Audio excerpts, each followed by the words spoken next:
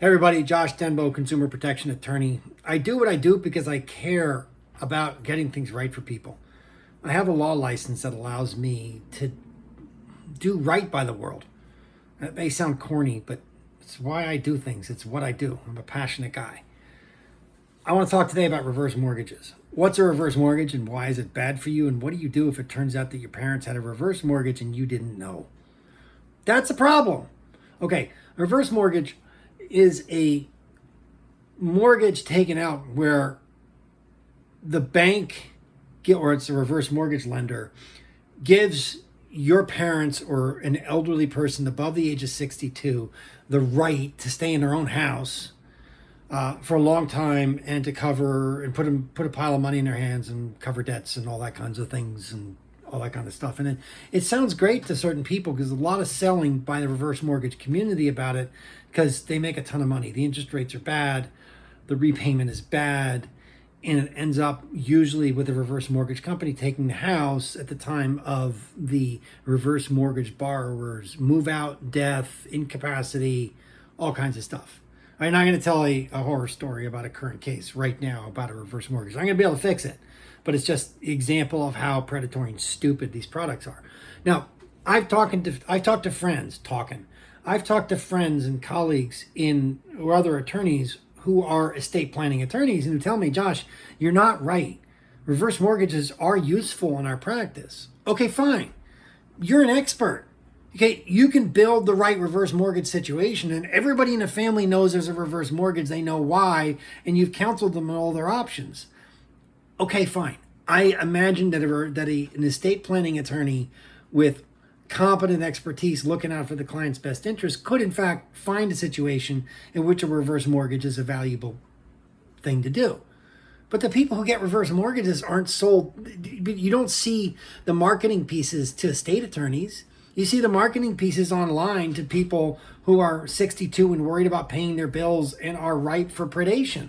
That's who the reverse mortgages are marketed to, and that's who the people I talk to 15 years later, or more often, their heirs. All right, so what's a reverse mortgage? The bank says, all right, fine, no problem. It's your house. You have a lot of equity. Give me the equity and I'll let you stay in your house. That's what a reverse mortgage is. If it sounds stupid, it is stupid. The people who are looking at reverse mortgages are going to see all kinds of sheets and spreadsheets as to how there's a share in the equity and there's no downside. There's a huge downside. It's stupid. Don't do it. Okay, but what happens after the reverse mortgage goes sideways? Okay, when the reverse mortgage goes sideways, it goes sideways for one of three reasons, basically. One, the borrower dies and the heirs didn't know about it. And the reason that goes sideways is under the reverse mortgage law, the heirs have 30 days from the date of default to take back the property from the reverse mortgage company. But if you didn't know that there was a reverse mortgage, you can't do it in 30 days because you don't even know there was a reverse mortgage, and you're not going to be notified that the reverse mortgage goes into default, so you miss your 30 days. Can attorneys fix that? Sure. I mean, it's just unfair. I can in New Jersey. I don't know how it goes in other states, but you can see how just ugly that is. Another situation happens is when the amount of money available by the reverse mortgage lender, which is less than the amount of equity in the property, is used up and the borrower no longer can pay the taxes. They fail to pay the taxes. The bank takes the house and evicts them. That's ugly. That's happened. Another reason not to do reverse mortgages. And the last is when a reverse mortgage borrower, and this is the most insidious, when the reverse mortgage borrower doesn't get back to the bank on a question that they send from time to time saying basically, are you still breathing? Are you still in the house? And when they don't get a response back, they file a foreclosure complaint. And that's one of my cases right now, where the borrower had a stroke and is incapacitated, but is definitely living in the house.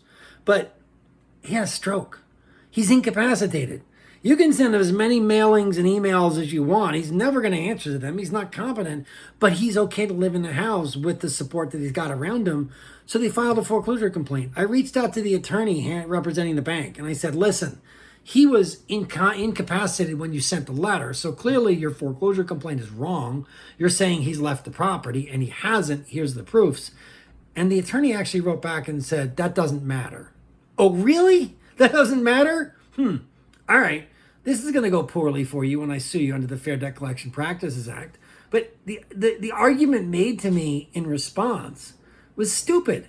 But it was made because they win this, because people don't fight. The argument was, well, they didn't send the questionnaire back. So I sent back to this attorney. I didn't get a response. So your position is that the reverse mortgage default happens when someone doesn't leave, when someone is incapacitated and stays in a house. That's a default under the terms. Point that out in the loan documents to me right now. Get it from me before I get involved in this case. And of course, they can't. They're not there.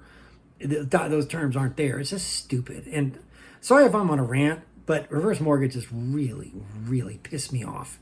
So here's the pro tip. Don't get a reverse mortgage. Find another solution. If you are going to do a reverse mortgage, then don't do it because someone sold you a reverse mortgage.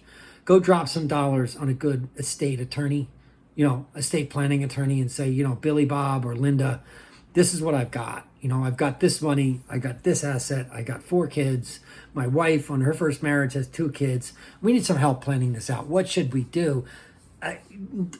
99 times out of 100, what you don't do is a reverse mortgage. But of course, the attorney isn't marketed reverse mortgages.